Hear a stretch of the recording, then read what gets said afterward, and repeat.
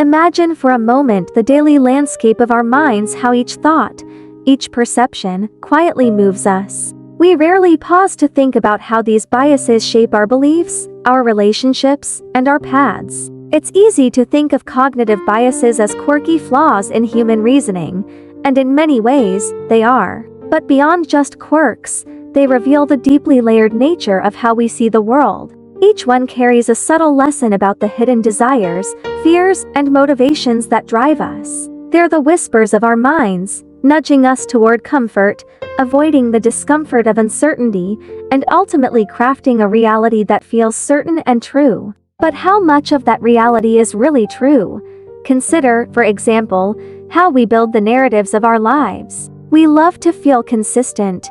We crave that sense of a coherent story in which we are the main character, always acting from a place of rationality. But cognitive biases have a way of quietly twisting those narratives. When something reinforces what we already believe, we welcome it with open arms. But when something challenges us, we often push it away, uncomfortable with the cognitive dissonance it brings. Psychologists refer to this as confirmation bias, one of the most pervasive mental shortcuts we use. It makes life easier to navigate, yes, but it can also trap us, keeping us from seeing different perspectives or challenging our own ideas. Confirmation bias is like wearing tinted glasses that make the world look exactly as we expect it to. And sometimes, in our most intimate relationships or critical decisions, those glasses prevent us from seeing what's really in front of us. But the mind's biases are not all about comfort. Some biases, like the availability heuristic,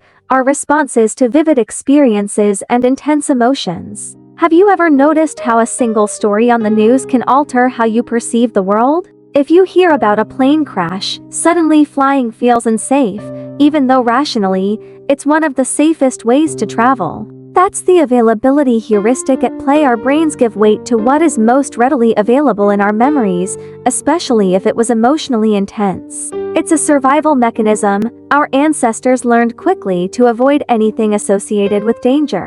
But in our modern world, it often leads us to skewed perceptions, making us overly fearful or overly cautious. If we're aware of this, we can start to question the emotional weight we assign to these rare events and ask ourselves whether our fears truly match reality. One of the fascinating things about these biases is how they manifest in relationships. Think about the halo effect, how a single positive quality in someone can make us see them as altogether wonderful. Maybe someone is physically attractive or has a certain charisma, and suddenly, we assume they must also be trustworthy, intelligent, or kind. This is the halo effect, painting others with broad strokes based on a single trait. It's a phenomenon we see not only in our personal lives but in the media and politics as well. When we hold certain figures on pedestals, attributing all manner of virtues to them based solely on their appearance or charisma, we fail to see them as they truly are. And while it can be endearing in small doses, the halo effect can lead to profound misunderstandings and unrealistic expectations, especially in relationships. If we recognize this tendency, we might start to look beyond the first impressions and appreciate people in their full, complex humanity. Cognitive biases don't just shape how we see others, they also deeply impact how we see ourselves. The self-serving bias, for example, is like a protective shield. It encourages us to take credit for our successes and externalize our failures. It's a defense mechanism, helping us maintain a positive self-image in the face of life's many challenges. But while this bias can boost our confidence, it can also hinder our growth. When we avoid taking responsibility for our mistakes, we miss out on the chance to learn from them. Imagine if, instead of shielding ourselves, we allowed ourselves to embrace failure as a teacher. This shift in perspective might feel uncomfortable at first, but it could lead to a deeper, more resilient self-awareness. Recognizing the self-serving bias invites us to consider, what if humility were not a weakness but a strength? Then there's the anchoring bias, which can impact everything from trivial choices to major life decisions. This bias causes us to fixate on the first piece of information we encounter, allowing it to shape our entire perception. In a negotiation, the first number put on the table often sets the tone for the entire discussion. In a job interview, the first impression a candidate makes can overshadow their entire performance. Anchoring bias is subtle yet powerful, illustrating how a single piece of information can cast a long shadow over everything that follows. The key to overcoming anchoring bias lies in practicing mental flexibility, challenging ourselves to move beyond initial impressions, to take a step back, and to see things from different angles. This requires humility and patience, but it can lead to more balanced, thoughtful decisions. And, of course, there's the infamous sunk cost fallacy, a bias that keeps us holding onto things long after they've ceased to serve us.